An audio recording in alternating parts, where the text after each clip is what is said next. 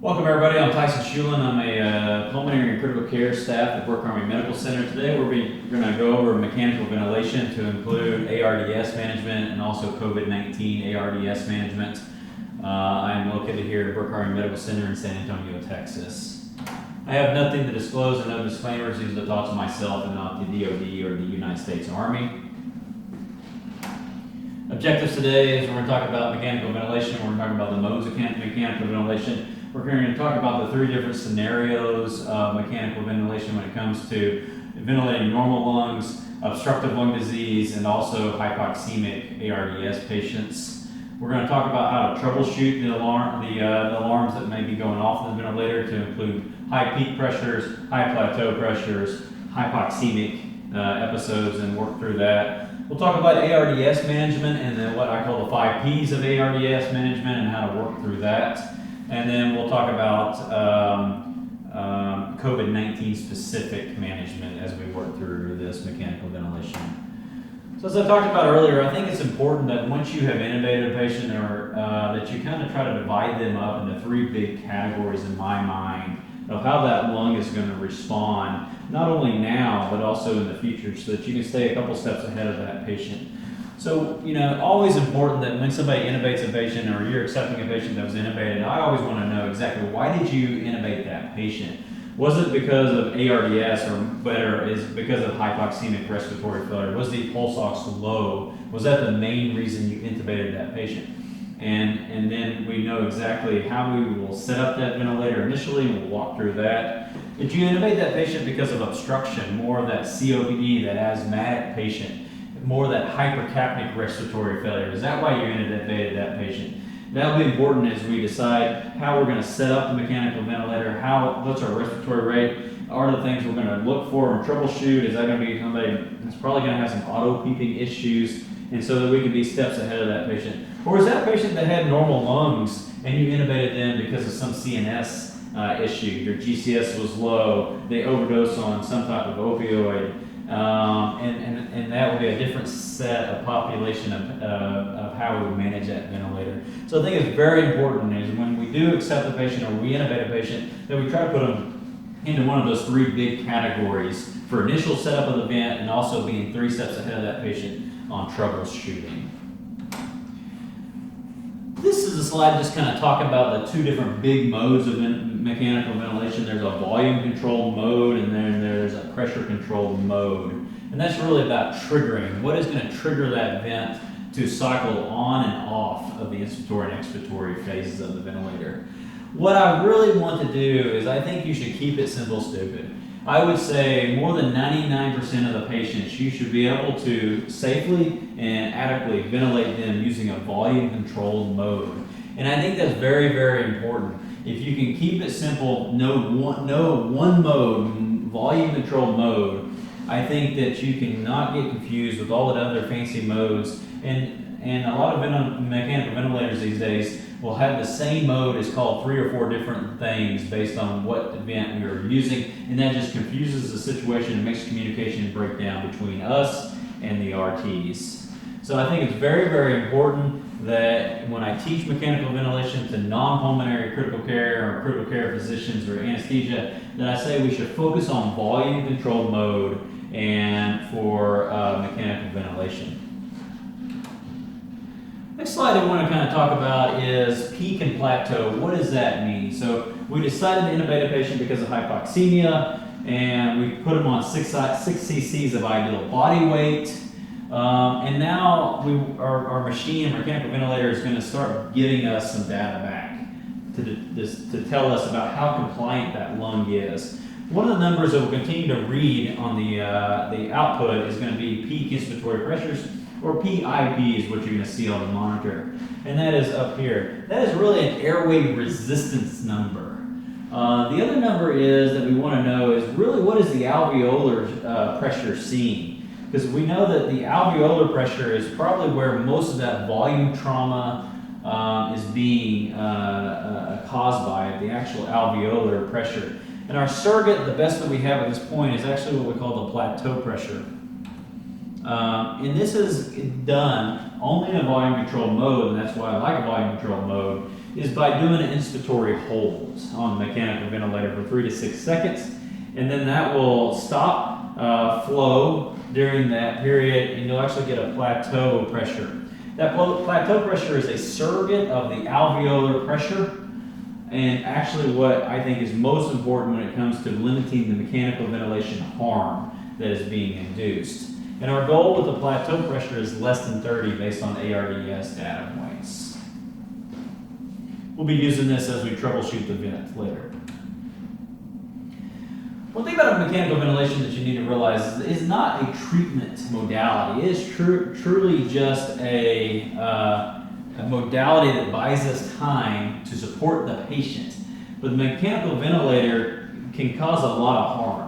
And so, based on ARDS data, the ARDSNet, the Aroma trial back in the early 2000s, we started realizing that we were causing a lot of different traumas by using a mechanical ventilator, a positive pressure ventilator, to include number one is volume trauma. And we do know now that in ARDS, the hypoxemic patient, that if we dial in a tidal volume that is large, that we can cause more damage and more biotrauma by those large tidal volumes. So the first trauma we talk about is volume trauma. And so really when it comes to ARDS management, and I would say almost any management of the vent to include obstruction and also normal lungs, we should be using 6 cc's of ideal body weight. So for somebody like me, I'm about 6 foot, that should be a tidal volume that you put into the machine at 420 cc's. And so very few men, if any, besides your NBA players that are 6'8" or higher, should be getting a tidal volume more than 500. So if I walk into the room and I see a male being ventilated more than 500 cc's, I pause and go, unless that patient is more than 6'8", then we are actually potentially causing more harm with volume trauma. And for women, most women should be ventilated in the 300s. Unless you're extremely tall, you might be in the low 400s. So number one is do not cause more harm with your mechanical ventilator. So limit your volume that you're dialing in on your mechanical ventilator and targeting 6 cc's of ideal body weight, not actual body weight. The next thing is atelectatic trauma. We don't see this as much as we used to because most patients, if almost all patients, get some degree of PEEP, positive end expiratory PEEP, pressure that is applied to the mechanical ventilator as soon as we put them on the vent. And so what we don't want is that at the end of exhalation that the alveolar sac collapses completely down, and then the next inhalation pops it right open, because the closure and opening of that alveolar unit can cause actually more inflammation, more cytokines, more of what we call MODS, or more multi-organ dysfunction syndrome. But atelectatic trauma can help be prevented by using a PEEP strategy. We'll talk about the high PEEP and low PEEP strategy based on the ARDSNet trial, and also with other modalities that we work through to include proning can help with decreasing atelectatic trauma. The next thing is biotrauma. The volume traumas, the atelectatic traumas can cause actually inflammation, worsening inflammation, worsening cytokines, worsening IL-6s, 13s, that can be released into the alveolar sac and also into the blood system and cause damage through a scenario called biotrauma. Barotrauma and oxygen toxicity are other traumas that can happen with a mechanical ventilator. So number one is every time we set a mechanical ventilator up, or when we're rounding on a mechanical ventilator patient, we should be saying, am I doing everything I can with that mechanical ventilator to cause the least amount of harm that I can cause based on our vent settings? So which is not a way to increase oxygenation? So you're called to bedside, your oxygen levels, your SpO2 is low, it's a good waveform, and so what are the ways we can increase oxygenation? Well, we all know we can go to the machine, we can increase FiO2. Usually that's done before you get to the bedside. Increasing PEEP, increasing expiratory time, increasing mean airway pressure, increasing tidal volume. So the one way that does not increase oxygenation is increasing tidal volume. So when I think about the vent, I like to divide it up into two things. One is an oxygenation and one is a ventilation. So let's attack oxygenation first. So what are the things that we can do to increase oxygenation? Well, number one is we can increase the FiO2 that we're delivering. Number two is increased mean airway pressure. That is a term that is the best way to increase oxygenation. One of the main ways to increase mean airway pressure is actually using a higher PEEP, so we'll talk about a high PEEP strategy. The next way to increase mean airway pressure is to spend more time in inhalation than exhalation, and you'll see that utilized somewhere in bilevel or APRV vent settings. But one way to not increase the oxygenation is tidal volume. Tidal volume actually talks about the second thing about the lungs is the ventilation component of the lungs. So remember, minute ventilation is tidal volume times respiratory rate, and we'll use that through the different scenarios. This is a nice article that I got from the New England Journal, and up on the top it kind of looks at a normal alveolar unit to include a nice capillary alveolar interface, nice diffusion area. Looks like it's a normal alveolar with no consolidation, no edema, no pulmonary edema. And I think that type 2 pneumocyte is very important here, as you'll see as we go into COVID-19, that the COVID-19 viral particle actually binds to the ACE inhibitor on the type 2 pneumocyte. And then here's a description, a cartoon of kind of two big categories of pulmonary edema that we will be working through. Number one is a cardiogenic pulmonary edema, a left-sided heart failure, an aortic valve issue, causing increasing in left atrial pressure, increasing of your pulmonary capillary wedge pressure, and causing a protein poor pulmonary edema. But as you can see here, that a lot of your surface area for diffusion of oxygen and CO2 has been lost because of that filling of that alveolar unit with a protein poor pulmonary edema. The next one is what we're seeing more in infectious ARDS or traumatic ARDS or pancreatic-induced ARDS, especially in COVID-19 ARDS, and that is a protein-rich alveolar pulmonary edema, to include all types of different things, to include macrophages, neutrophils, cytokines, ILs 1, 6s, 13s. And you can see that is all filling up that nice alveolar unit that decreases the diffusion surface that allows oxygen and CO2 to be diffused over. And actually what we call, what I like to term, a really bad capillary leak syndrome. So nice depiction of two different pulmonary edema states.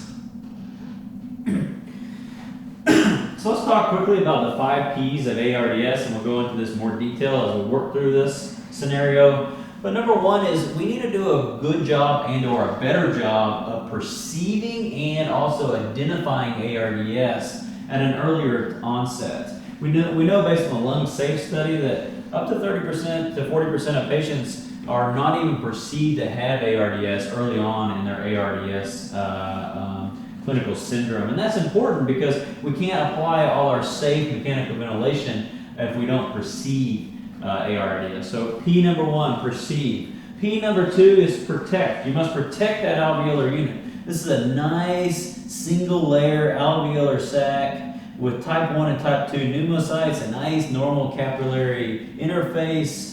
And then here's an example of ARDS, more in the inflammatory and started getting to that fibrotic stage. And so what we don't want to do is we want to protect that alveolar unit as much as we can in that ARDS state. And like we talked about, number one is to protect it, we must be using a low tidal volume ventilation strategy. So that's 6 cc's of ideal body weight, as we already talked about.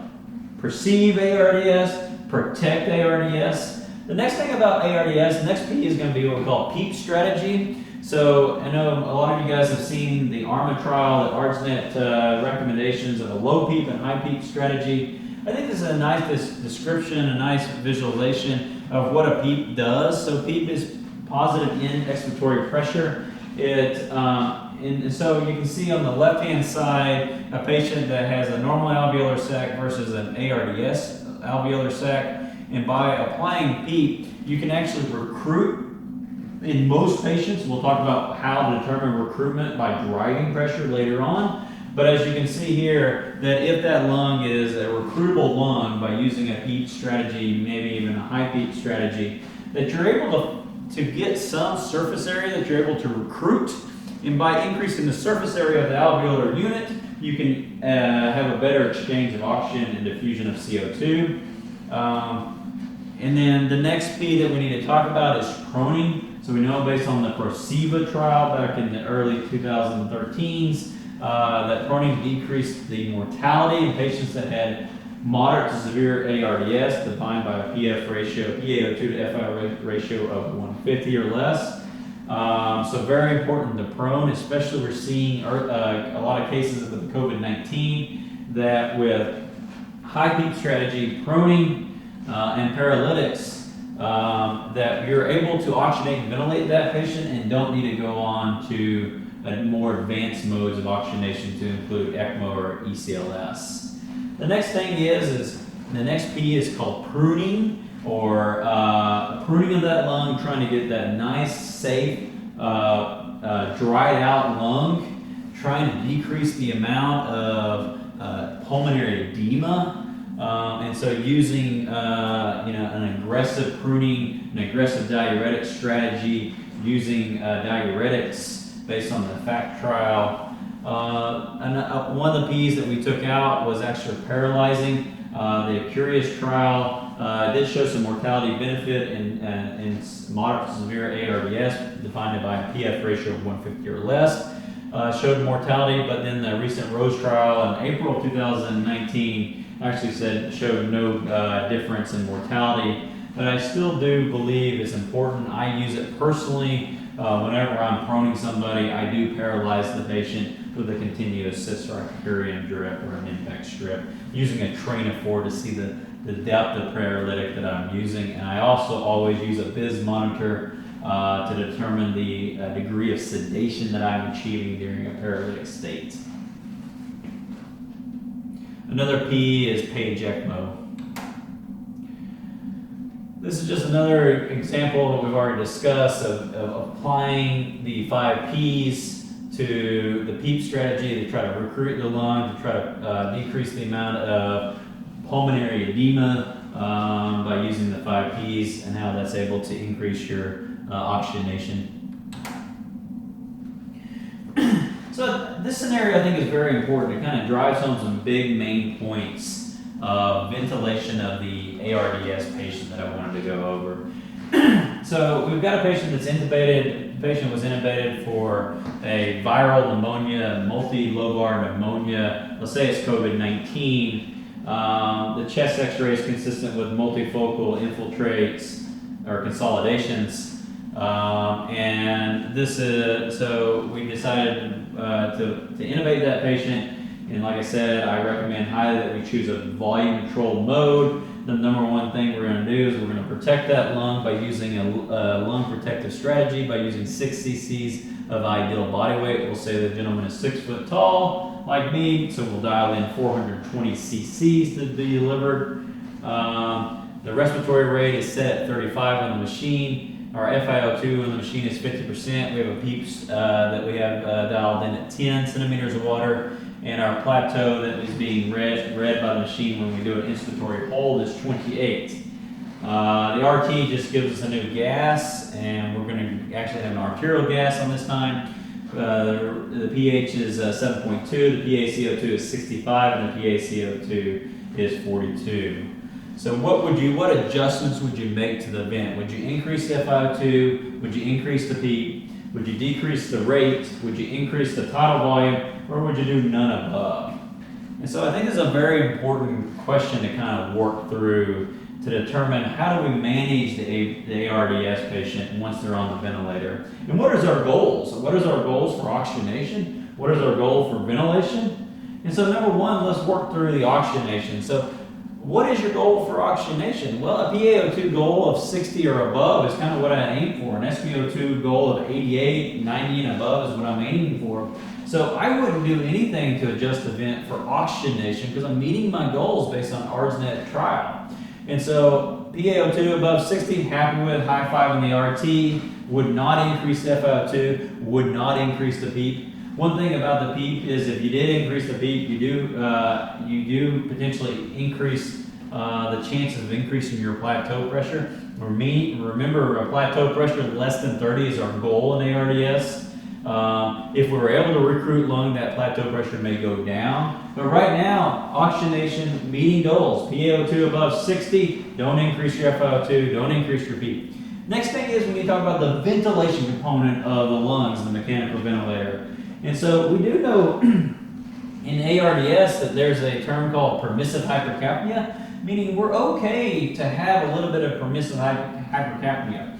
Remember that the actual PaCO2 number is not as important as the pH is. Okay. Remember back in the ARDSNet trial that they would allow you to run a pH down to 7.15, and a lot of those patients in that arm are actually getting bicarb pushes and or a bicarb continuous infusion. So the next thing is am I happy with my current minute ventilation? Minute ventilation, tidal volume times respiratory rate based on pH goals. pH goal more than 7.15, nailing it. My pH goal is 7.2. I'm very, very happy there, okay? So I wouldn't increase tidal volume because the last thing we want to do is cause volume trauma.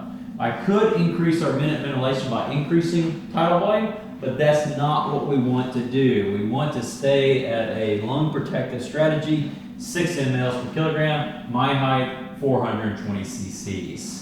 And then potentially decreased rate. What's interesting with these settings, a lot of people get uncomfortable knowing that the respiratory rate is actually set on the machine at 35.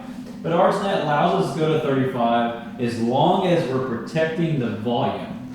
As long as we're not giving more than 6 cc's of ideal body weight. The problem with that is sometimes the patient is not going to be synchronous with the vent with the rate set that high, and so you may have to adjust and or you may have to paralyze the patient. And so the answer to this is I would do no changes at this time. Meeting oxygenation, meeting ventilation, not causing harm, happy, move on. No adjustments.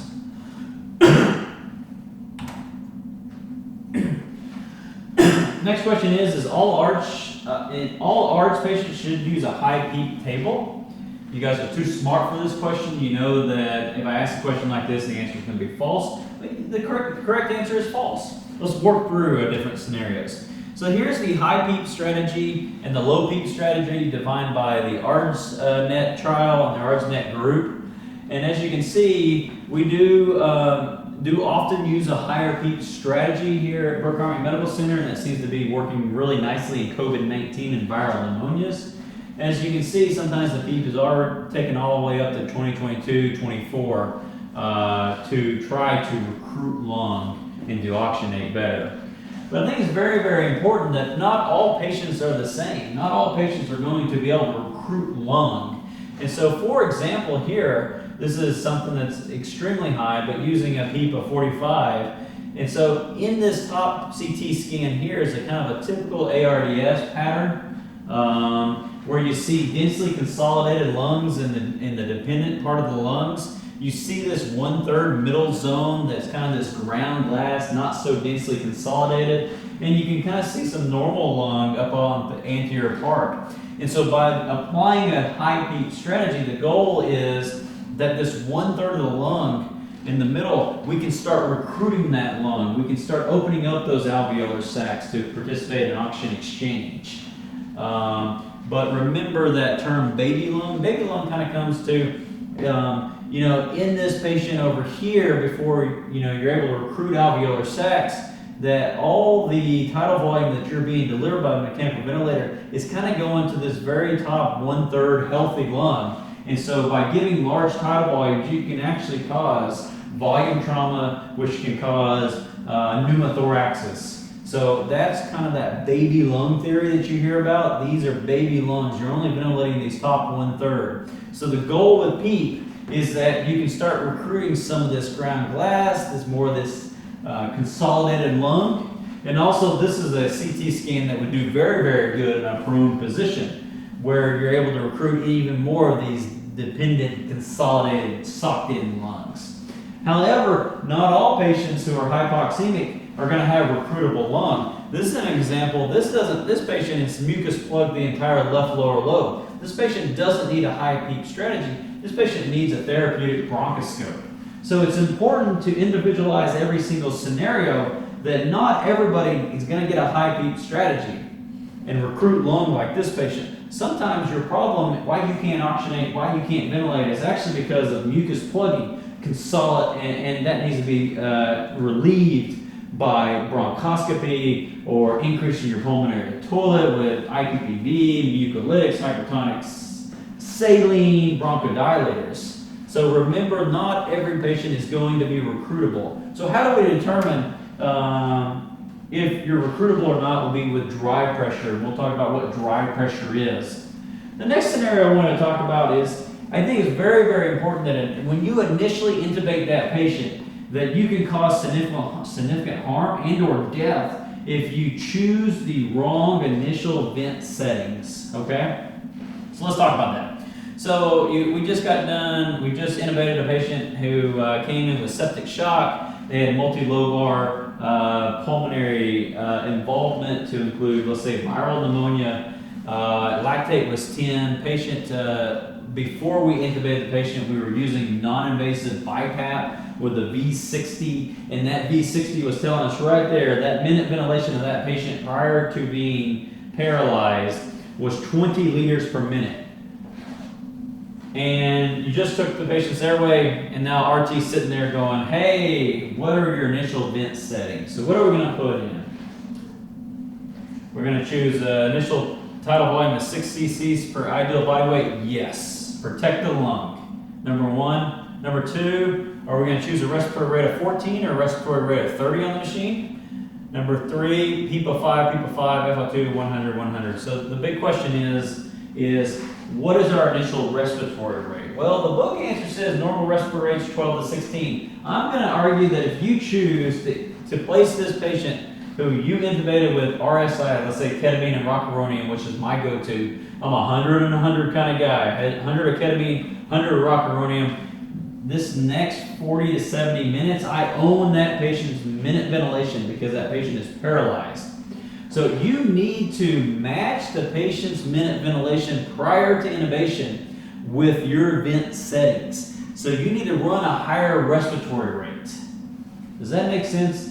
It's very, very important, because if you set a respiratory rate of 14 in somebody that was in septic shock, metabolic acidosis, and was trying to compensate with a respiratory alkalosis of 20 liters per minute, and you choose an initial respiratory rate of 14, then that patient is going to have extremely low pH and could potentially go into a cardiac instability, VTAC, VFib, PA arrest.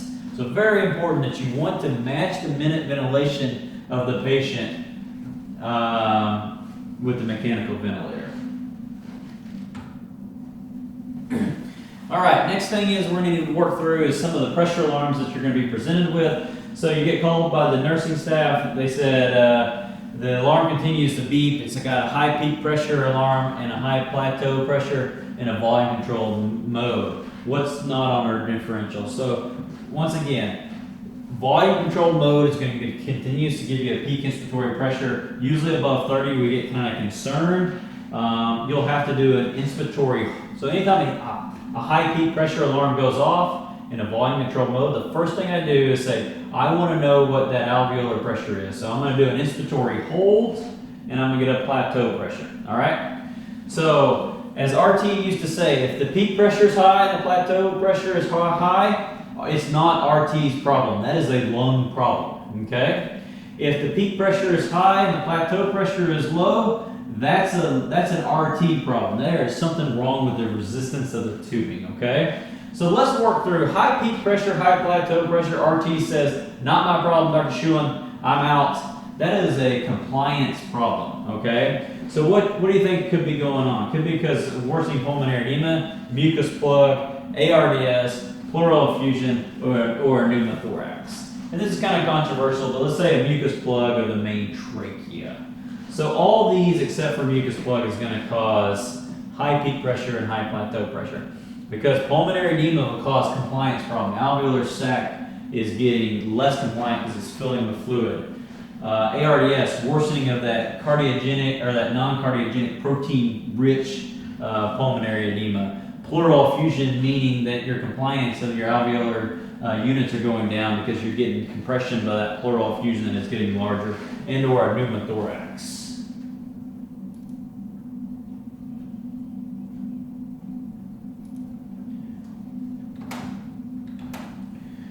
So, nice table, high peak pressure and low plateau pressure. As we said, high peak pressure, low plateau pressure, that's an RT problem. That is something wrong with the resistance. So what do? I go to the start of the mechanical ventilation, inspiratory and expiratory limbs. I make sure there's no condensation. I make sure there's no kinking of the tube at the bed. I run it all the way up to the endotracheal tube. I make sure the endotracheal tube is not clogged up, so I pass the inline suction. I make sure the patient's not biting down the endotracheal tube. And then I also take a look, listen to see if there's bronchospasm, and/or I use the end-tidal CO2, continuous waveform capnography. And if that plateau portion of that looks to be steep, that's a signal of bronchospasm. If the high peak pressure and the high plateau pressure, RT is saying, not my problem, that's a lung problem, doc, that's your problem. Something is wrong with lung compliance, as we talked about. All right. So now we're called to the patient's bedside because new hypotension, say your MAP is 50, on a 69-year-old male who has a history of COPD, let's just say spirometry class 3 Delta for gold classification. We're using an ACVC mode. What's your next move? I think this is very important that we know, once again, why did we intubate that patient? Well, we intubated that patient because of obstructive lung disease, hypercapnic respiratory failure. So I'm going to expect that patient to go ahead and have issues potentially with auto PEEP or hyperinflation. So your flow volume loops, as you can see here, inhalation, exhalation, and you're not coming back to baseline, so the patient is having some auto PEEP here. Auto PEEP here, okay? So what we don't want to do is increase the respiratory rate, because that will actually decrease the amount of time you spend in exhalation, and we want that patient to spend more time in exhalation. So increase inspiratory rate, no. Decrease respiratory rate. Do we want to give 500 cc's of LR? Do we think that this patient is now in septic distributive shock? No, this patient's in hypotensive because of getting into some obstructive shock because of some auto PEEP and hyperinflation. Do we want to start vancomycin? No, this is not distributive shock. This is obstructive shock from hyperinflation. Do we want to disconnect the vent, allow the patient to completely exhale, and then place them back on a vent? Yeah, that's the answer, because we want to allow them to completely exhale, and then we want to make some adjustments to our vent. Crazy, but it does sometimes increasing the actual PEEP, the extrinsic PEEP that you dial into the mechanical ventilator, can actually help splint open the bronchial airways and also the alveolar sacs. Because remember, in COPD, it's caused by toxic inhalation. A lot of times we have what we call excessive dynamic airway collapse, was when you start to exhale out, you start having collapse of your smaller bronchial airways and sometimes your alveolar sacs. And so by dialing in external PEEP, the PEEP you set by the machine, you can actually help splint open those airways to allow more exhalation. So sometimes actually putting in more PEEP is helpful with this. And I think always important to do bilateral chest ultrasounds to make sure that patient doesn't have a pneumothorax that's causing this pattern. Another important thing, it's the standard of care to use end-tidal CO2. So this should be used on patient transport, especially in the austere environment.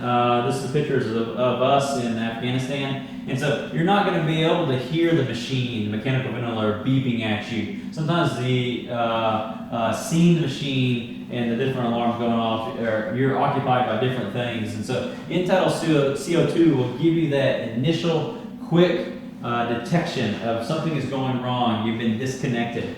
Your endotracheal tube has migrated and is now outside the vocal cords. And so end-tidal CO2, in my mind, should be always used. Let's talk a little bit about ARDS and ARDS as it relates to COVID-19. And so this is a nice New England Journal coming out in 2020 that kind of shows you some different CT images and chest X-ray imaging that we're seeing with COVID-19.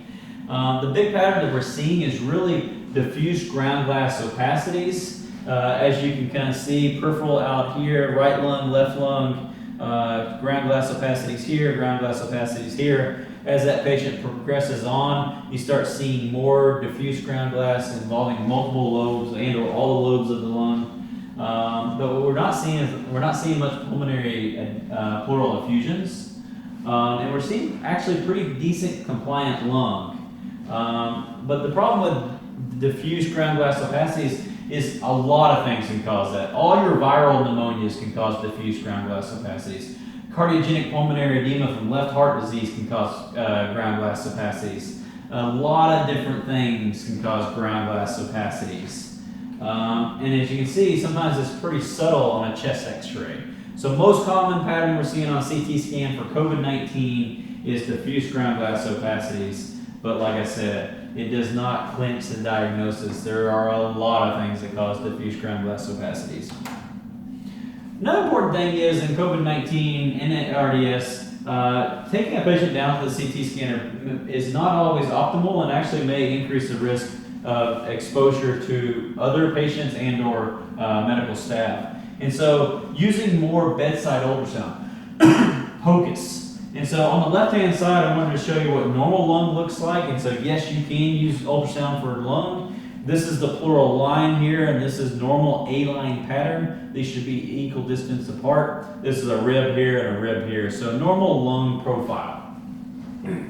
As we see progression of ARDS from COVID-19, multiple reports are coming out that bedside ultrasound can give you that data that correlates very nicely to what that CT scan would show without having to take the risk of exposing more of the population.